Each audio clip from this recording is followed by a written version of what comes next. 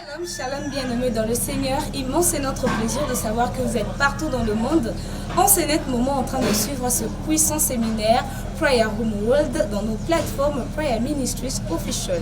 Aujourd'hui, nous avons le réel plaisir de recevoir pour vous dans ce puissant séminaire le prophète Elvis Daniel Chibambe pour ce moment de prédication. Alors restez connectés sur nos plateformes et suivez l'intégralité sur Prayer Ministries Official.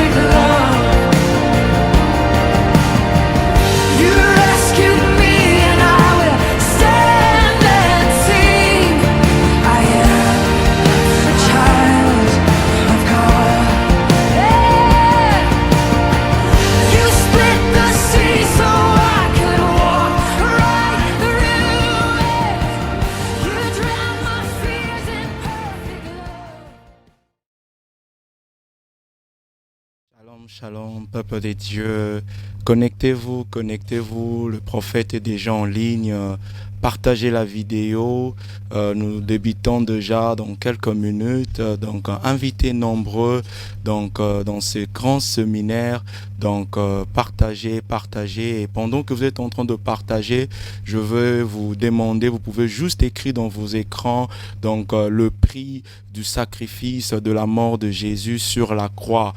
Donc si vous pouvez juste m'aider à écrire sur vos petits écrans, donc le prix du sacrifice de la mort de Jésus-Christ sur la croix. Alléluia. Partagez. Nous sommes là avec le peuple des dieux. Partagez, invitez. Et pendant que nous sommes...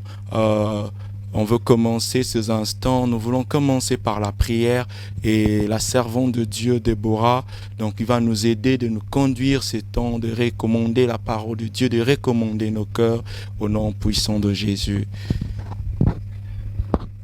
Amen. Bien-aimés dans le Seigneur, j'aimerais nous demander de prendre une bonne position.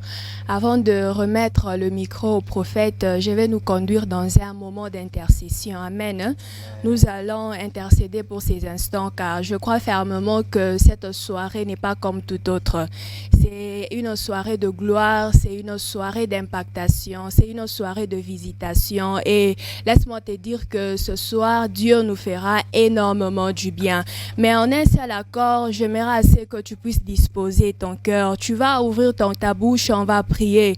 On va dire, Père, nous recommandons ces instants, que ton ciel soit ouvert.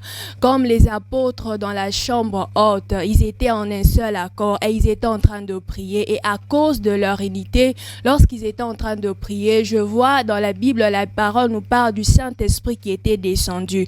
Donc, lorsque nous sommes dans un seul accord, l'unité va faire descendre le Saint-Esprit et ce lieu sera en tremblement. Peu importe là où tu es, connecte-toi à nous et reste dans cette atmosphère. Nous allons prier, nous allons intercéder. Nous allons intercéder pour ces instants, nous intercédons pour nos cœurs et nous allons aussi intercéder pour la parole de Dieu car je crois que cette parole a été envoyée spécialement pour toi. Alors ouvre ta bouche et commence à intercéder avec moi, que le ciel reste ouvert, que le ciel reste ouvert, que la présence de Dieu soit avec nous. Celui qui est alpha et oméga, il commence et il achève. Et lorsque nous lui demandons, il est là pour donner. Lorsque nous lui demandons, il est là pour donner et répondre à nos besoins.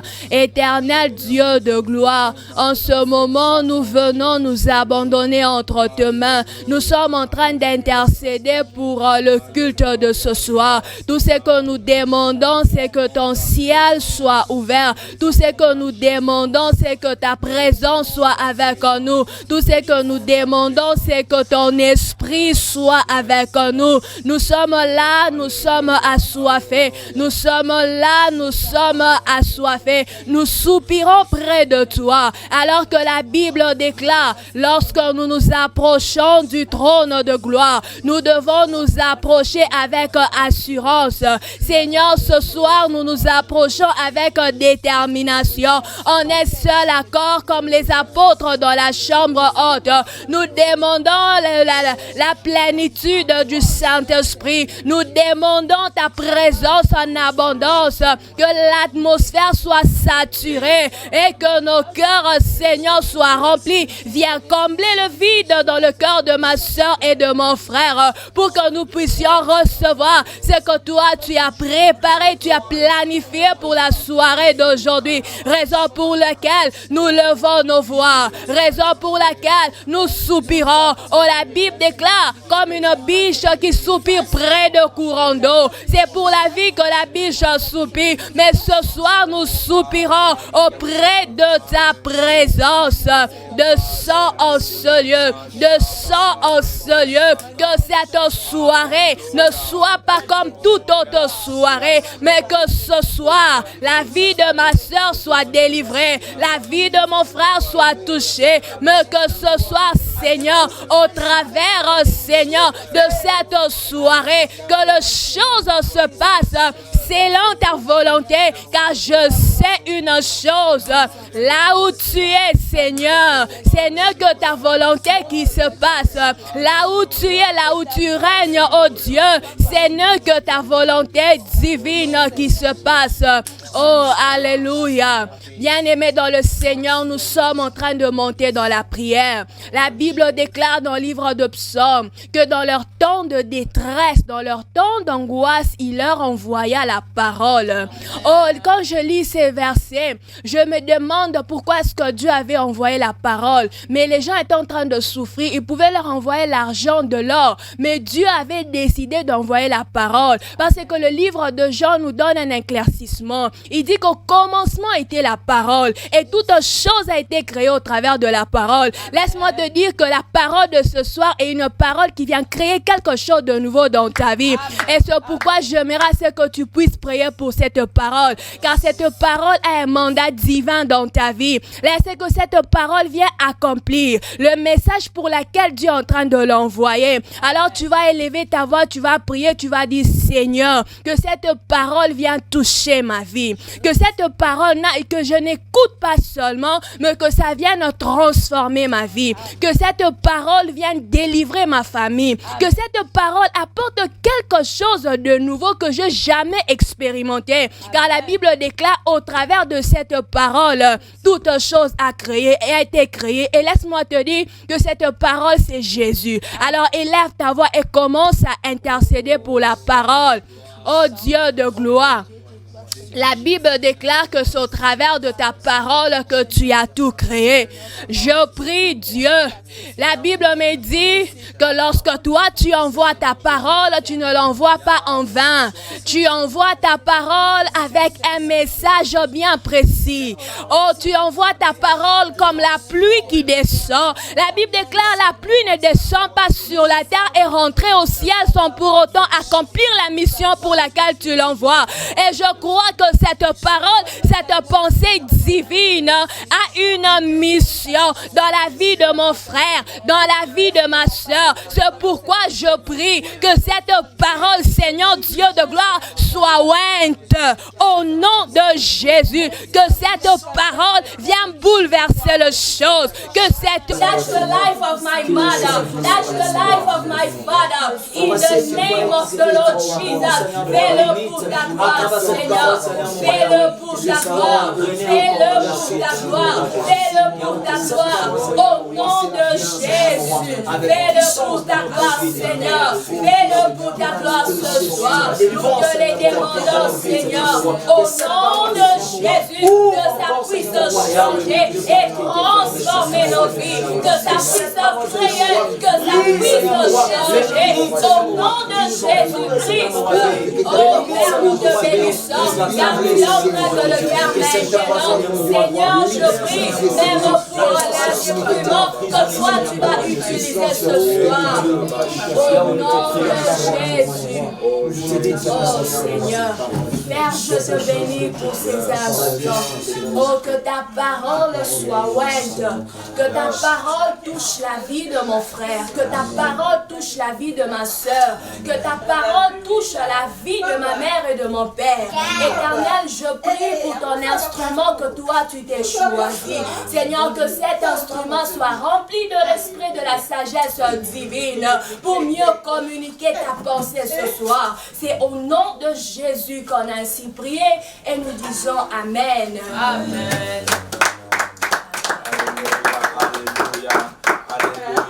Invité, bientôt là on va décoller et je peux sentir une présence de Dieu dans ce lieu. Il y a la présence de Dieu qui continue d'être concentrée, donc continuez à inviter, donc il reste quelques secondes, invite ce frère, invite cette sœur qui aime la parole de Dieu. Et aussi que j'aime cette plateforme, nous sommes ici pour élever la personne de Jésus. Amen. Et le grand thème de ce séminaire, qu'il y aura beaucoup de hommes de Dieu de partout qui vont se réunir autour de ce terme important, le prix du sacrifice de la mort de Jésus-Christ sur la croix. Alléluia. Amen. Alléluia. Amen. Alléluia. Je vais vous proposer quelques portions des Écritures. J'utilise la version anglaise, mais je vais vous aider à interpréter cela plus tard. Nous allons lire quelques portions. Notre texte de base, on va dans le livre de l'évangile de Luc, Luc chapitre 24, au partir du verset 17 jusqu'au verset 23. Puis on va lire aussi l'évangile de Marc, Marc chapitre 11, 15 à 17. Nous aurons aussi à lire Jean chapitre 2, le verset 19 à 22. Mais ceux qui écrivent peuvent ajouter Jean chapitre 8, le verset 1er au verset 10e, et ils peuvent encore ajouter 1 Roi chapitre 8, le verset 22 à 53.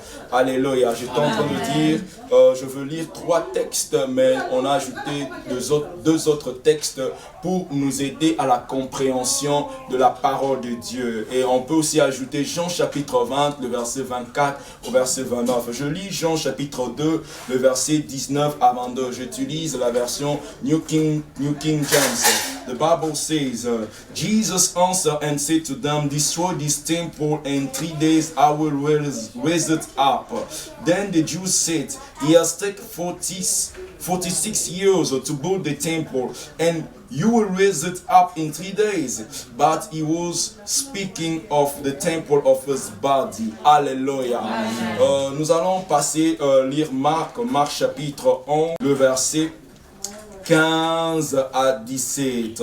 La Bible déclare ceci. So they came to Jerusalem, then Jesus went into the temple, began to drive out and bought and sold in the temple. He overturned the table of money changer and the seats of those who sold doves, and he will not allow anyone to carry wares through the temple. Then he taught, saying to them, it's not written, my house should be called a house of prayer for all nations, but you have made it a den of thieves. And all the scribes and the chief priests heard and sought how they might destroy him.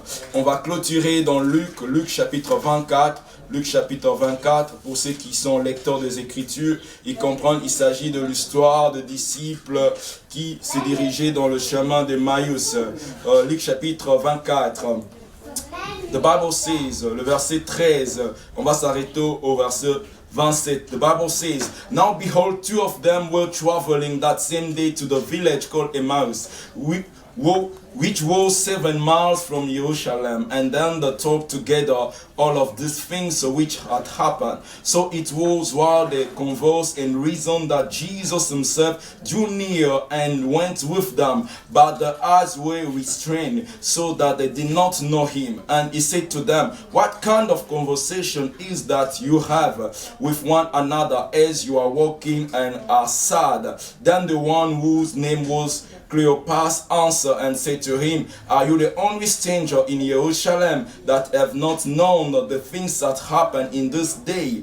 And he said to them, "What things?" They said, "The things concern Jesus of Nazareth, who was a prophet, mighty indeed and in word, before God and all the people, and how the chief priests and our rule deliver him to be condemned to death and crucify him. But we were hoping that is who was going to redeem Israel. Indeed, beside all this, today is the 3rd day since these things happened. Yes, certain women of our company who arrived at the tomb and early astonished us when they did not find his body. They came saying that they had also seen a vision of angel who said he was alive.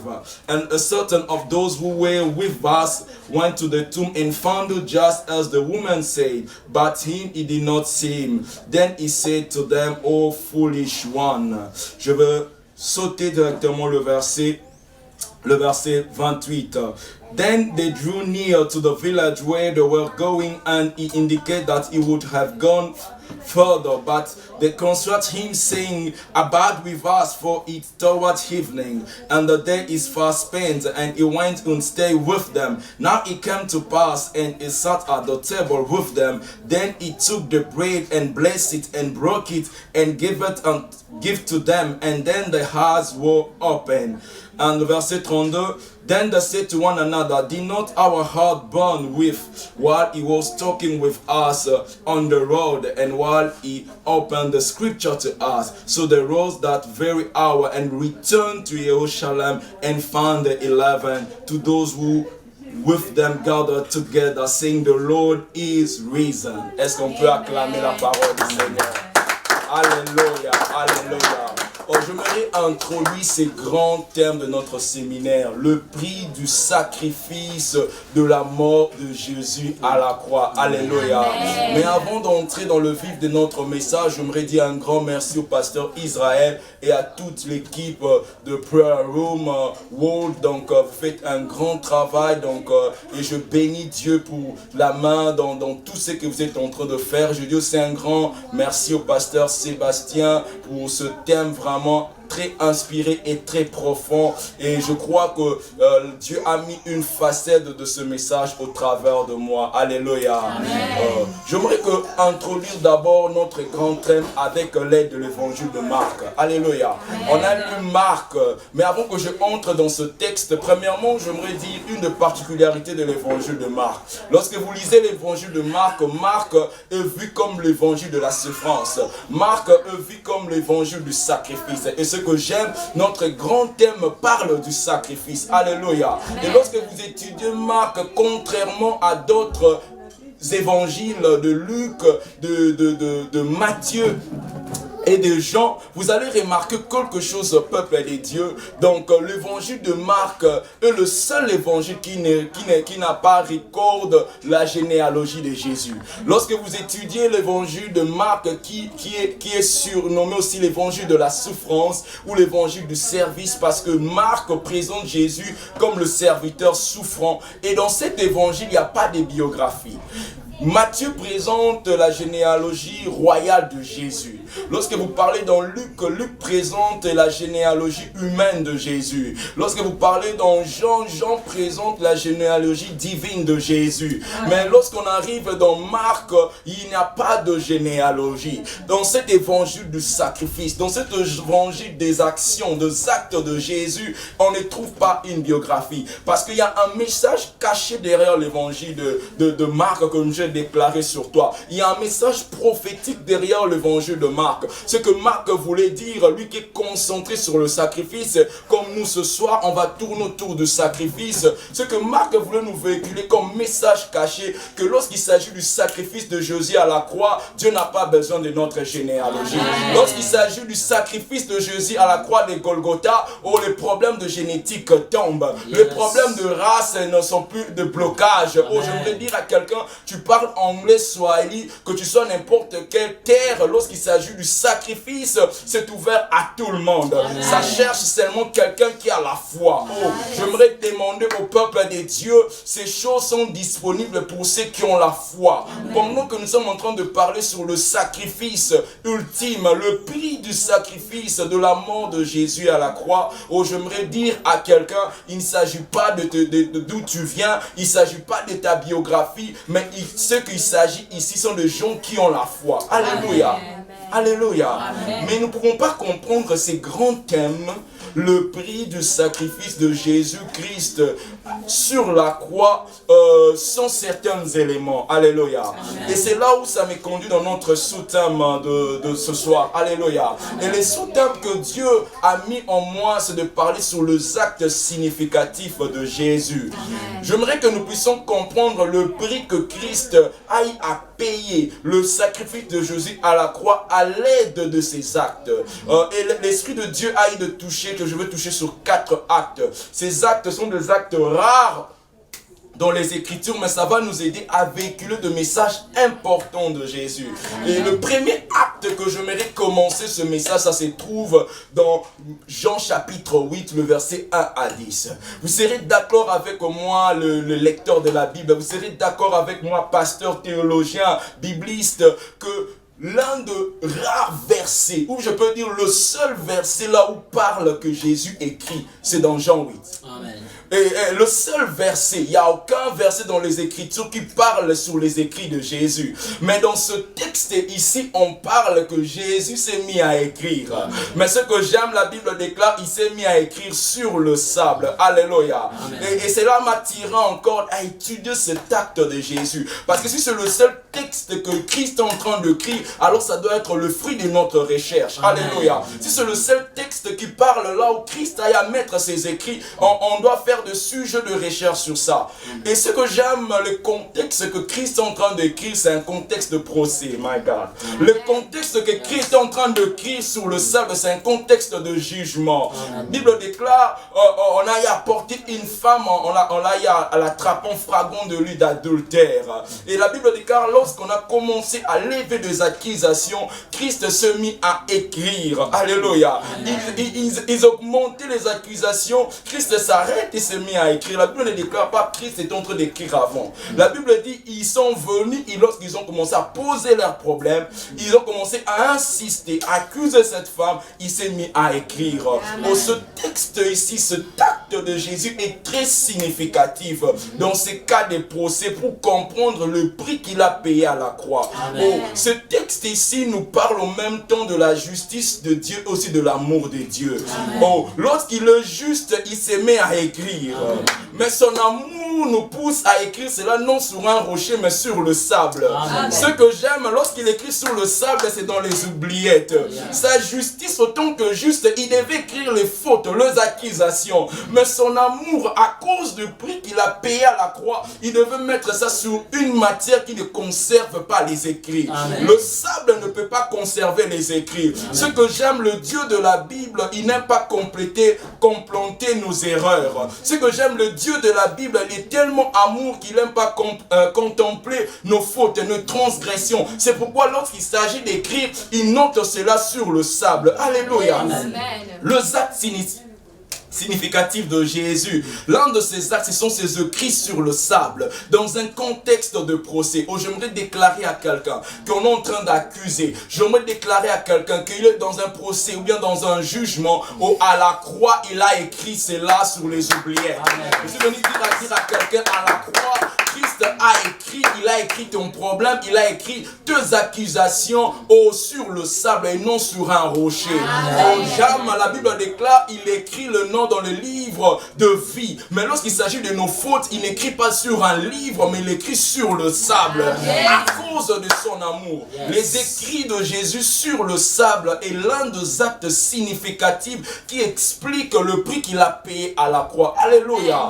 Mais il y a un deuxième acte encore qui me bouleverse dans la Bible. Le Dieu d'amour, le Dieu des bontés. La Bible déclare dans Marc chapitre 11, lorsqu'il est entré à Jérusalem, il est entré dans le temple. Et dans le temple, la Bible déclare, il a commencé à renverser. Il a commencé à renverser le table. Il a commencé à chasser les vendeurs dans ce lieu. Oh, ce que j'aime, comment le Dieu, j'ai jamais vu dans les Écritures Christ être autant en galère comme dans ce texte-là. Et ce que j'aime, il s'agissait du temple. Et dans le contexte de l'évangile de Jean, Jean parle dans Jean chapitre 2 que le temple, il s'agit du corps de Jésus.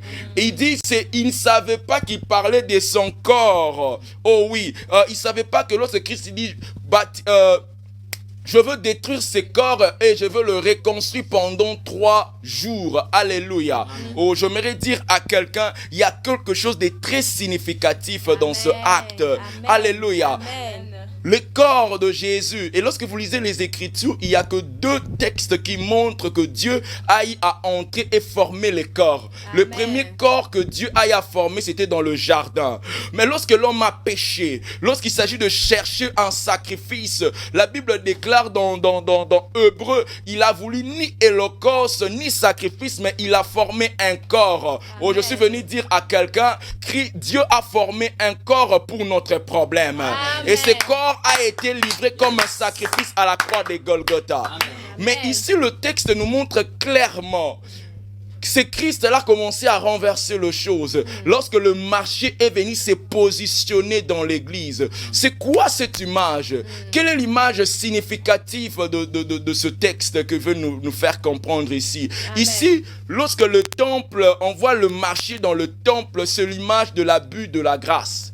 Parce que le temple, comme on a dit, c'est l'image aussi du corps que Christ, c'est l'image de ce que Christ devait souffrir à la croix de Golgotha.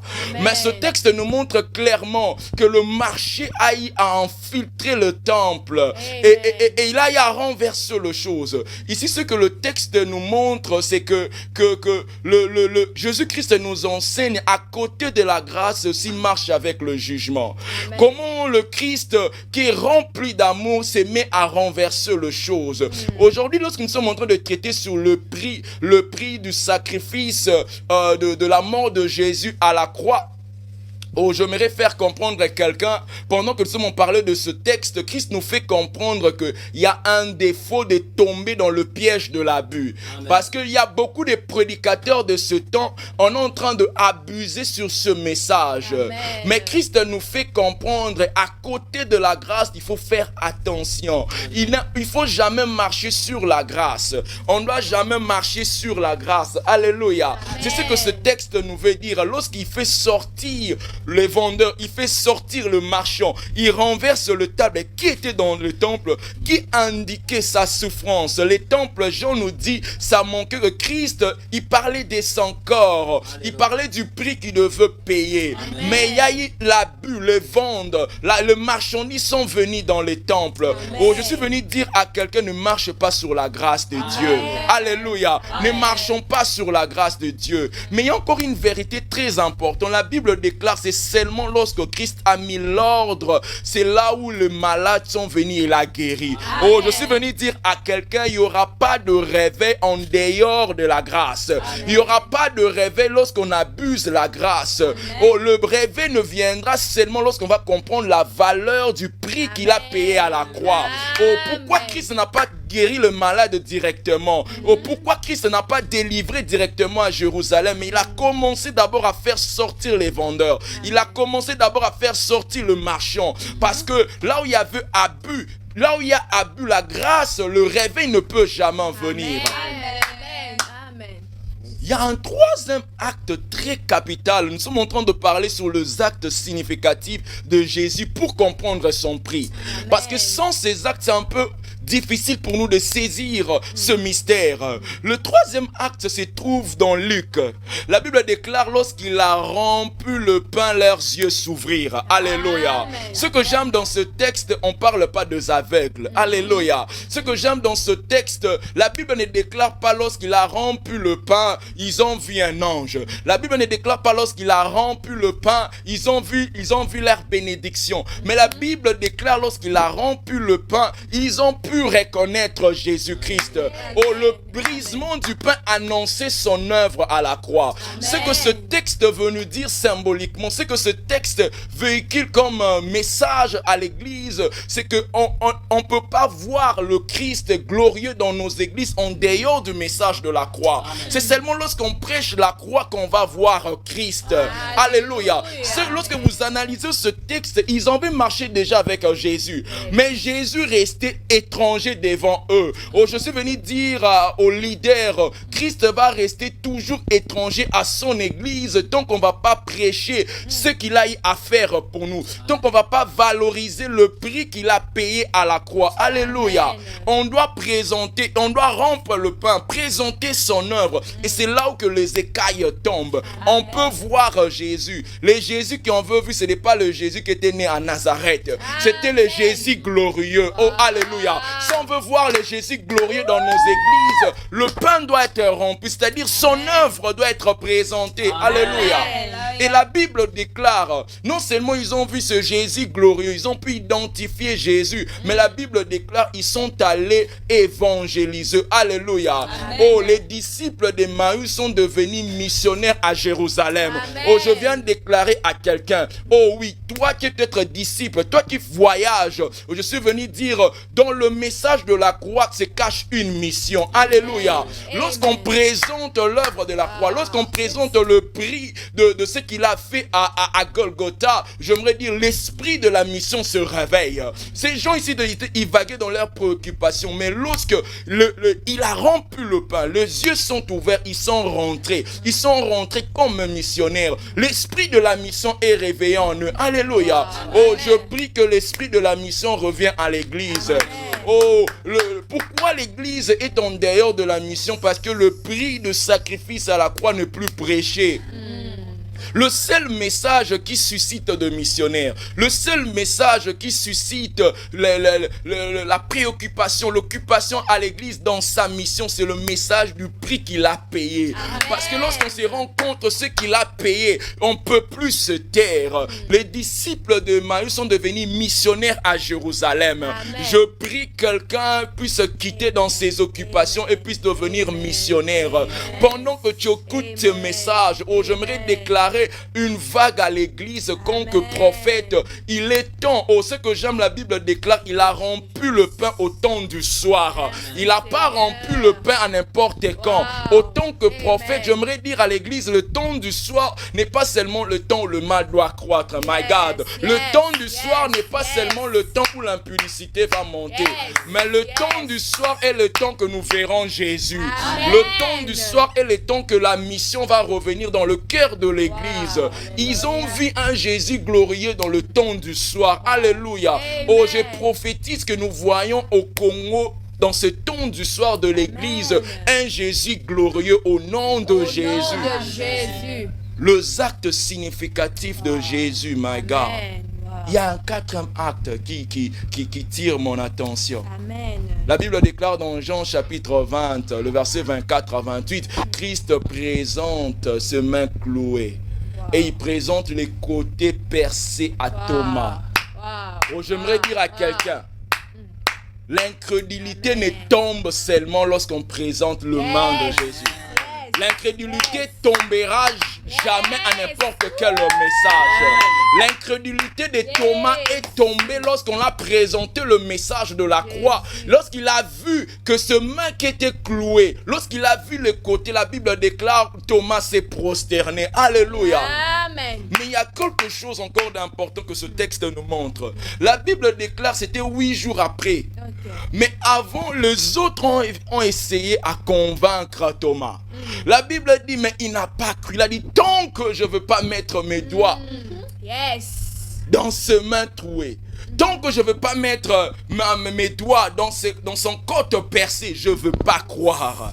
Ils ont commencé à le prêcher. Je peux m'imaginer, Pierre s'est mis à prêcher. Je peux m'imaginer, Jean s'est mis à prêcher. Mais le Saint-Esprit m'a révélé quelque chose. Et tous, ils prêchaient une chose, les prix qu'il avait payé à la croix.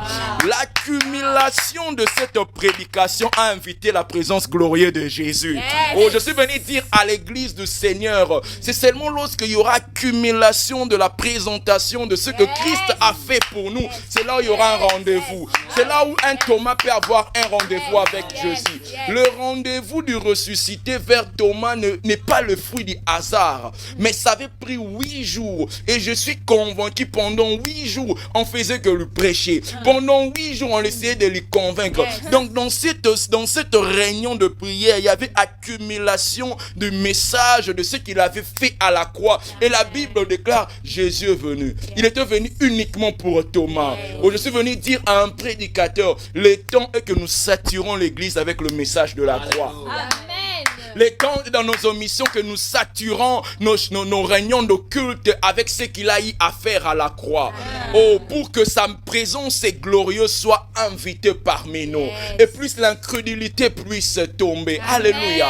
Les actes significatifs de Jésus. Amen. Mais quelqu'un peut me dire, prophète, mais comment j'ai compris, mais je n'arrive pas à prendre conscience de cela.